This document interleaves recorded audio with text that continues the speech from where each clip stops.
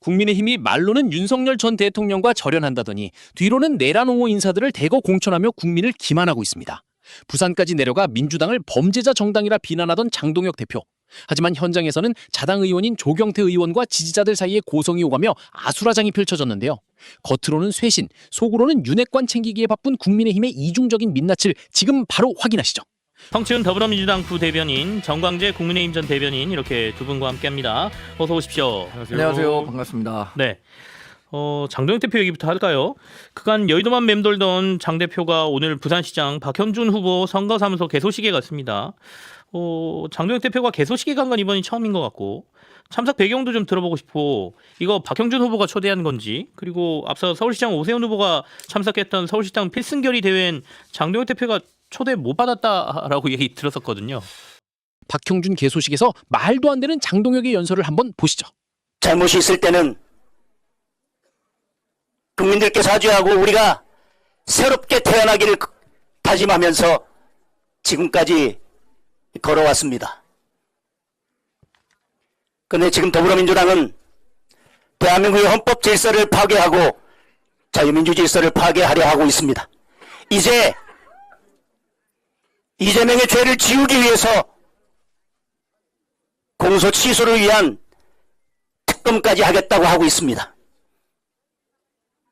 있을 수 없는 일이고 끔찍한 짓이고 저는 미친 짓이라고 생각합니다. 국민의 대다수가 대통령이 되더라도 재판을 받으라고 했더니 이제 자기 죄를 지우기 위해서 공소 취소 특검까지 만들겠다고 합니다. 국민의 삶을 보살피라고 대통령 자리로 보냈더니 자신의 죄를 지우기 위해서 그 모든 권력을 사용하고 있습니다. 저희는 이재명 같은 범죄자를 보유한 정당이 아닙니다. 전재수 같은 범죄자를 보유한 정당이 아닙니다. 김경수 같은 범죄자를 보유한 정당이 아닙니다. 그런데 왜 우리가 부끄러워해야 합니까? 그런데 왜 우리가 움츠러들어야 합니까? 대한민국의 헌정 질서와 자유민주주의 질서를 지켜낼 유일한 주체는 국민의힘밖에 없습니다. 질문이 많아서 하나하나 설명드리겠습니다. 일단 서울시와 부산시의 유권자 지형, 유권자가 갖고 있는 기본적인 정서는 좀 다를 거예요. 서울시가 보수화 됐다고는 하지만 여전히 부산시와 비교해 보면 전반적인 정서는 보수 정도만 놓고 보면 부산시가 좀 강하다고 봐야겠죠. 더군다나 서울시당위원장은 배현진 의원이 맡고 있는데 서울시당이 주최를 하는 거니까 배현진 의원이 초대를 안 했을 거예요. 근데 그러면 후보자인 오세훈 시장이 그래도 초청하는 게 좋겠다라고 하면 초청이 가능했을지 모르지만 오세훈 시장도 암묵적으로 장동혁 대표가 오는 것에 대해서 이렇게 초청 안 한 것을 용인했다 이렇게 봐야겠죠. 근데 박형준 시장 캠프에서는 장동혁 대표를 불러야 되냐 말아야 되냐 이것을 두고 조금 논의가 있었다 그래요. 뭐 부르는 게 좋다 안 부르는 게 좋다.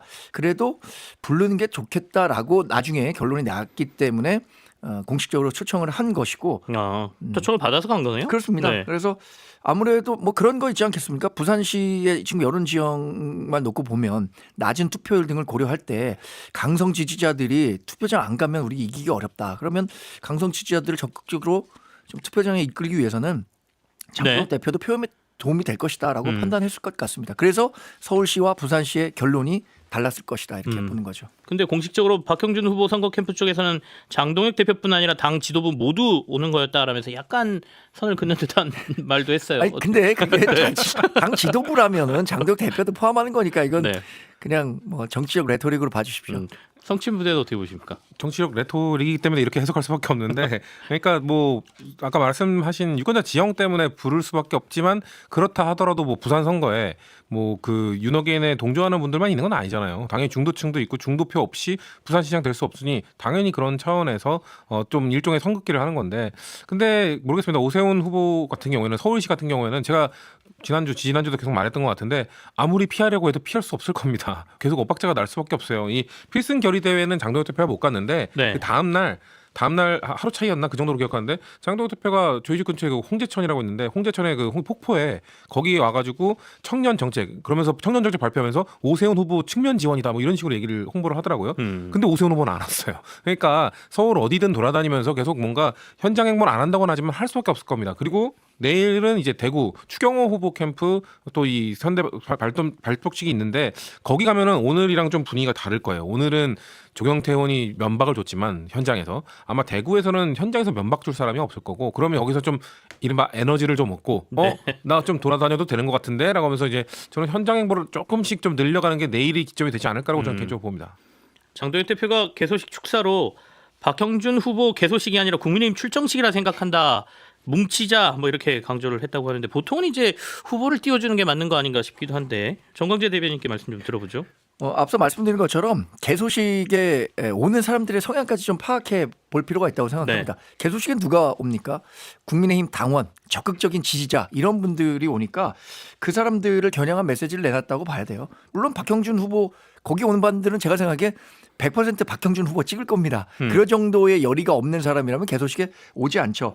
그분들 중심으로 이런 당의 정체성을 좀 강조하는 듯한 메시지를 낸 것이라고 보고 당에는 강성 지지자도 있고 연성 지지자도 있습니다. 그런데 지금 얘기를 하는 것은 아무래도 지방선거 같은 경우는 투표율이 높아야 55%예요.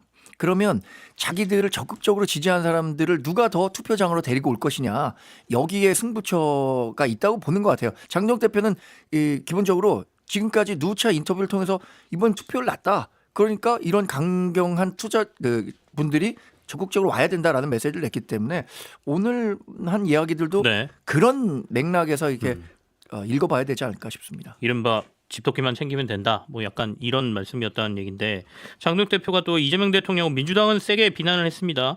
우린 이재명 같은 범죄자를 보유한 정당이 아니다. 근데 왜 우리가 움츠러들어야 하느냐. 범죄자들을 심판하는 지방선거 돼야 한다. 뭐 이렇게 얘기했습니다.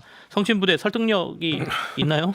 윤석열 같은 내란범을 보유한 정당이기 때문에 좀 움츠러 드셔야 되는 거 아닙니까? 너무 당당한 것 같다는 말씀을 드리고 윤석열 정부 때는 어떻게 했었죠? 그러니까 윤석열 대통령은 대법원 유죄 확정 판결 받은 사람들을 선거 나가라고 대거 사면해줘서 2년 전 총선 때 5명이나 나왔어요. 그러니까 5명, 300명 후보 중에 5명이 대법원 유죄 확정 판결 받은 사람을 사면시켜줘서 내보냈던 겁니다.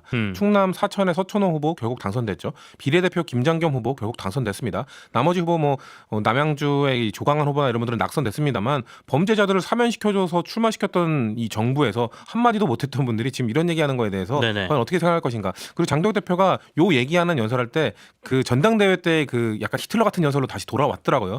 약간 그리고 현장 반응은 별로 그렇게 좋지 않던데 본인은 약간 부릉부릉하는 것 같아요.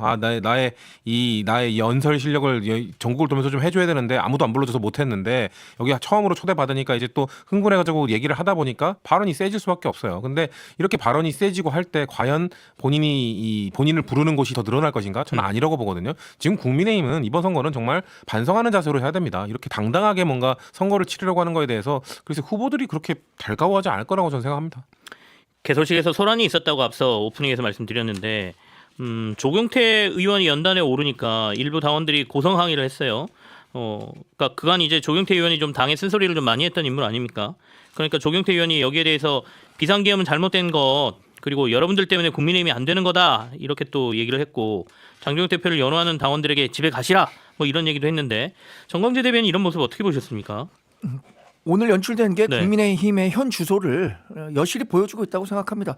앞서 성춘 대변인 윤석열이라는 내란범을 보유한 정당이다라고 말씀하셨는데 윤석열 전 대통령 탈당했습니다. 사실상 출당에 가까운 탈당 조치였다. 그리고 107명의 모든 의원들이 3월 초에 윤석열 전 대통령의 불법 계엄 우리 용인하지 않는다. 윤석열 대통령과 절연하겠다 이렇게 메시지를 냈어요. 그런데 여전히 이런 프레임에 지금 민주당은 국민의힘을 가두고 싶어하는 거죠. 그런데 이런 프레임을 벗어나려고 적극적으로 국민의힘이 노력해야 되는데 여기에 있는 강성 지지자들이 자꾸만 이런 모습을 보이니까 우리 스스로 그 프레임 속으로 들어가는 거 이게 너무나 안타깝다고 봅니다. 저는 윤석열 전 대통령이 이번 재판을 받는 과정에서 특히 내란 1심 재판에서 유죄 판결 받았을 때 이 국민의힘과 계엄과는 상관이 없다. 내가 했던 행동이다. 이렇게 본인이 잘라주든가 아니면 국민의힘이 윤석열 전 대통령 우리랑 정말 계엄과 관련해서는 뜻을 완전히 달리하는 사람이다. 이런 식으로 네. 분리를 시켜놨어야 되는데 여전히 분리가 제대로 되지 않으니까 이 부산시장 개소시장에서도 이런 모습이 연출되고 계속해서 민주당이 국민의힘을 공격하고 있다. 저는 그렇게 안타깝게 보고 있습니다. 출당에 가까운 탈당이라고 하셨으니까 출당은 안 했고 자진으로 탈당한 거고 프레임을 짰다라고 말씀하셨는데 사실 많은 국민들이 프레임을 짠 게 아니라 그 안에서 빠져나오지 못하고 있다라고 보는 것 같은데요. 그러니까 프레임에서 네. 우리가 스스로 좀 빠져나오기 위한 노력들을 더 유권자와 국민들에게 보여줬었으면은 이번 선거를 지금 민주당이 얘기하고 있는 것처럼 내란 뭐 세력과 네. 내란 잔재 세력과의 전쟁이다 이런 식으로 펴지는 못했을 거라 이거죠. 어쨌든 주말에 부산까지 간 장동혁 대표는 개소식만 참석했고요. 전통시장 방문 같은 외부 일정은 아예 안 했습니다.